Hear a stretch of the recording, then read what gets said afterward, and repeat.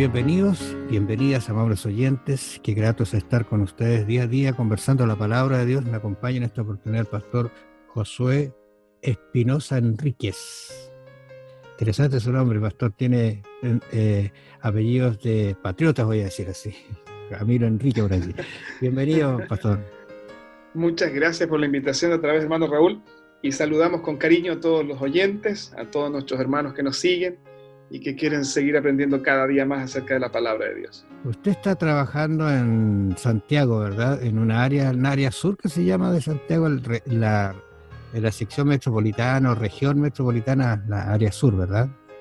Sí, en el área sur, nuestro campo misionero abarca 17 comunas y a unos 2,5 millones de habitantes, y en la actualidad son 11.000 miembros que forman parte de las congregaciones aquí de la Misión Sur Metropolitana. Para quienes no lo conocen, él es el presidente de esta sección territorial, ¿no es cierto?, de la sección sur metropolitana. Vamos a seguir conversando acerca de esto del poder del Espíritu y ahora una iglesia llena de poder. Cuando hablamos de iglesia, pastor, ¿estamos hablando de un templo, de un lugar, o de qué estamos hablando para poder entendernos? Porque decimos una iglesia llena de poder. ¿Qué le parece a usted? Bueno, la iglesia es la familia de Dios. Tomando una analogía más bíblica todavía, podríamos decir que la iglesia es el cuerpo y la cabeza es Cristo, ¿no? Eso está ese modelo en la Biblia.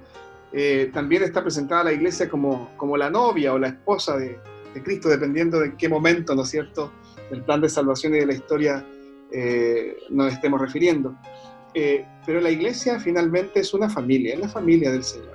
Y los templos y todas las, digamos, la parte estructural de la iglesia es necesaria para su funcionamiento. Pero la iglesia es la familia, son las personas, somos todos nosotros la iglesia. Interesante lo que dijo pastor, porque en algún momento la iglesia ha seguido funcionando idénticamente igual y no en templos. Esa estructura como que no es que no la necesitemos, ¿eh? Pero fue reemplazada por esta forma de transmisión que tenemos ahora, pero la iglesia sigue con su poder. Y cuando habla de iglesia, si somos todos nosotros esa familia, entonces usted y yo, amable oyente, puede estar lleno de poder de acuerdo a la promesa que el Señor ha hecho. Allí en Hechos 2:41 dice: así que los que recibieron su palabra fueron bautizados y se añadieron aquel día como 3,000 personas. 42 dice: y perseveraban en la doctrina de los apóstoles, en la comunión unos con otros, en el partimiento del pan y en las oraciones. ¿Qué le parece esta forma de alabar, de incorporarse, de engrandecer y de llevar adelante el mensaje en esa época, pastor? Son algunos de mis versículos favoritos, ¿no? Del libro de Hechos. Primero habla acerca de una iglesia que realmente está al servicio del Señor. Recuerden ustedes que la iglesia era pequeña en su inicio. Quizá el gran crecimiento que experimentó fue justamente ese día de Pentecostés, donde se añadieron 3,000, pero originalmente eran unos 120 fieles, ¿no? Había otros que seguían, pero si pudiésemos reconocer a un grupo cohesionado que seguía a Jesús, que estuvo con él cuando se despidieron, cuando Jesús ascendió al cielo, y que estaba aquí en el día de Pentecostés, era un grupo, era como una iglesia de 120 miembros, ¿no? Pero reciben a 3,000 en un día. Yo no sé cómo habrán hecho, ¿no? Cómo los registraron, cómo los integraron. Es cierto que muchos de ellos volvieron a sus ciudades o a sus naciones donde residían, eran judíos de la diáspora, es decir, que vivían fuera de Israel, y volvieron llevando ese mensaje, pero también muchos otros eran de allí mismo, ¿no? Así que hubo allí un crecimiento tremendo. Y cuando uno lee esto, ¿no?, se da cuenta de que hay una comunidad cohesionada, bullente, comprometida y, por supuesto, llena del Espíritu Santo, de tal modo que el Señor los usó para poder luego conquistar e integrar a tanta gente, ¿no?, en las filas del Evangelio. Para mí es impresionante. Yo creo que esto es como una sinopsis de lo que nosotros vamos a ver o tenemos que ver en este tiempo. Yo creo que este es un ideal, ¿no? Bueno, fuera de ideal, yo creo que esto se va a cumplir en algún momento cuando la iglesia hoy, la que componemos nosotros, también sea llena del poder. Recién leíamos de 4.000 y en Hechos 4:4 dice, pero muchos de los que habían oído la palabra creyeron y el número de los varones era como 5.000.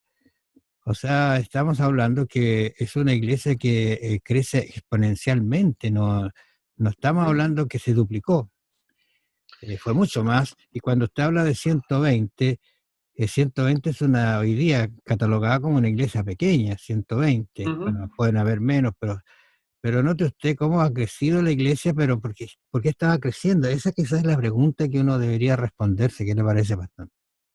Había un elemento sobrenatural. Ahora, quiero destacar un detalle. Dice que eran 3.000 personas, ¿ya? ¿Ah? Y luego usted leyó el texto que habla de 5.000 varones. Eran como Y sí. claro, cuando se habla de 5.000 varones es porque se está contando de manera inclusiva a las familias. Por tanto, esos 5.000 varones podían representar 5.000 familias. O sea, mucha gente, ¿no?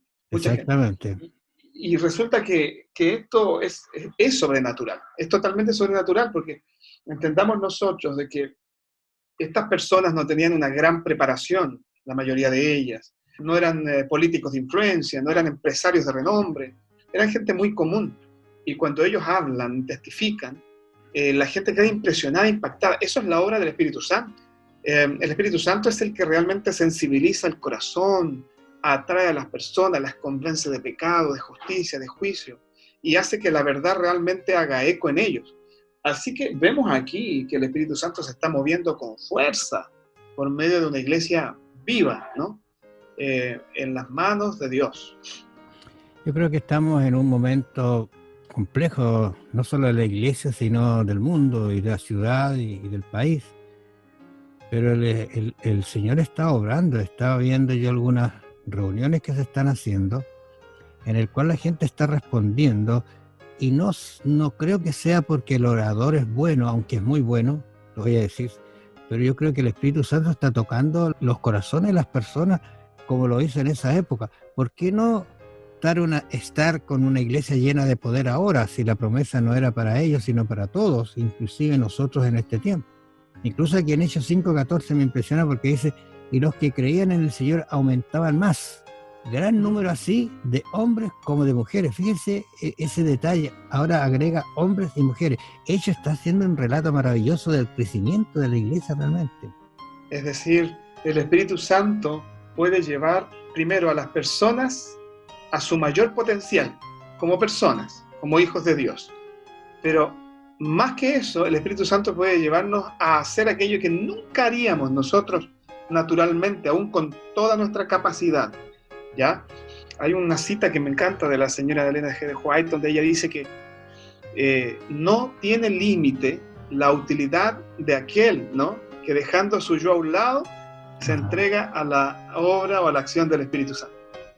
Los seres humanos somos limitados, aunque podemos hacer grandes cosas. Hay mucha gente que sin ser temerosa de Dios ni ser llena del Espíritu hace cosas bien interesantes, que nos asombran. Pero el Espíritu Santo nos puede llevar a hacer cosas más allá de lo normal y natural. Como dije, llevándonos a nuestro desarrollo pleno como hijos de Dios, pero también llevándonos a tener una utilidad mucho más allá de lo normal y de lo humano, ¿no? Bueno, vamos a seguir conversando de esto porque la verdad es que faltaría tiempo para hablar de esto. Amables oyentes, vamos a dejar hasta aquí nuestra conversación. Continuamos mañana. Bendiciones. Bendiciones a todos. Nos vemos mañana.